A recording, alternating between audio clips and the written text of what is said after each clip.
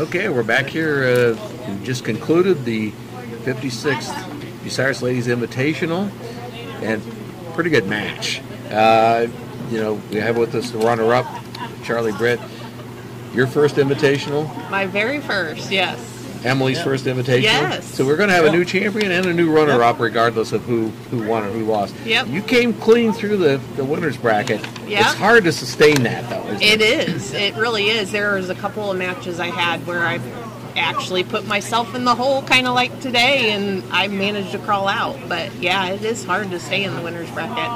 And you ran into a really hot bowler today. She started out with 4 strikes in a row and a 254 scratch in the first game. I mean, that's a pretty hard hill to climb up. Yep, and she is. She's a great bowler, and I knew it was going to be a hard match. I knew it was going to be. I was going to have to be on my best game, and unfortunately today I just couldn't get the pins to fall, as you saw. So, yeah, we were sitting here commenting about how much splits were a factor, even for both of you, really, but you more probably than for Emily.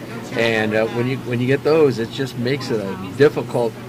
As Deb said, spares are really what win the tournaments, and when you got a lot of splits, it's hard to pick those up. It does, especially when they're the big ones. Well, in that big game with Emily on that first game, that took care of the handicap difference. Yep. So you guys were bowling scratch the rest of the time through. So it's just how the pins fall. Got to go and keep aggressive and so forth. And, you have how many times, like we were talking about, you put it in the pocket and go brookie or leave the 7 pin or the 10 pin and go on the edge. And it seemed like when you switched from lanes 9 and 10 to 11 and 12, things changed a little bit as far as, like we noticed, especially on lane 10, like the 10 pin, the 7 pin just were pretty solid a lot of times. Even when you hit the pocket over on 11 and 12, it sort of changed up a little bit.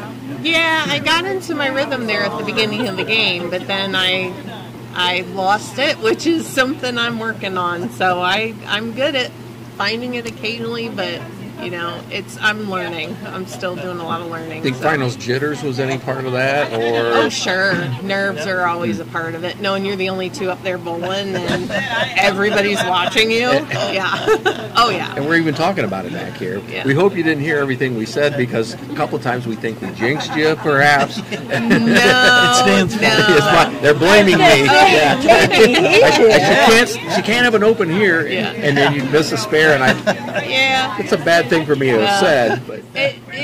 About the only things I remember hearing are when I'd hit this pocket solid, and you guys would be like, how in the world did that? How did not carry that? Again, especially on 9 and 10, it just seemed like it was a weird day, because I would hit the pocket solid and it wouldn't carry, but I would hit it light and they would just kind of all topple down, and I'm like, okay, that's bowling, right? That's bowling. That's how it goes. So then a lot of times you were pulling the ball, it looked like, and going left and so forth. Yeah, and a lot of that is me still trying to keep my feet and my arm in pace so that they're coming to the line at the same time. I had a few times during the tournament where my nephew, Brock, who's a great bowler, would tell me, slow your feet down.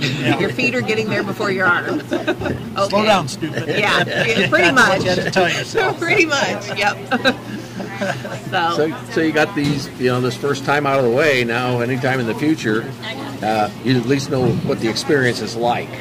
Yes, but the nerves will always be there. I try my hardest to stave them off, but it doesn't matter how hard I try. They're always there. Yeah. So, and in bowling, you can only control what you can control. We were talking about that. You don't know, that Emily Groves is going to start the first game with 4 straight strikes. She had 2 4s, and she had a couple of turkeys, and she had another 4.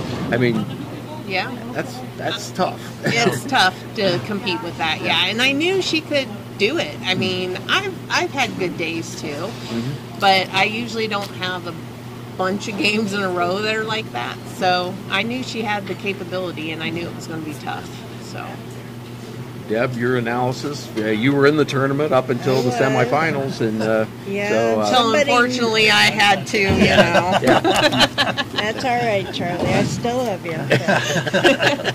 You make it hard sometimes. Yeah. Now, The girls did great.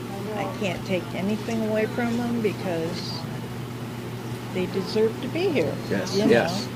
And I'm just really, really proud. And you talked about the scratch bowling even through the whole tournament for both of them. Yeah. There was no wonder why they were here. Right. Handicap or no. Exactly. And if you don't know that, Charlie, I was figuring up through your 16 games, scratch you average 171.06.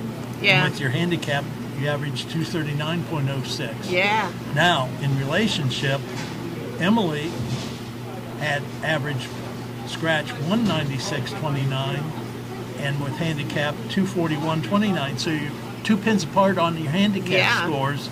So, that just showed how close the matches were going to be today. Yeah. And, we were talking about that beforehand. And just kind of hard to imagine, what that being close in the scores and so forth. So they're both evenly matched. Yeah.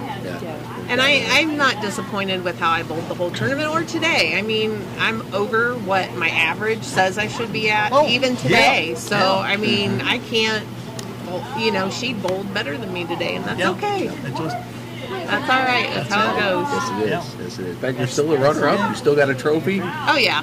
You still won some money. So, I mean, it's a good day. Oh, it's yes. a good day. Yes. Yeah. Well, congratulations on your runner-up of the 56th Ladies Invitational, and maybe we'll see you next year in the championship again. We'll try. Okay. Charlie Britt, the runner-up in this year's Bucyrus Ladies Invitational, and we're going to come back and we're going to discuss some things with the champion, Emily Groves, right after this.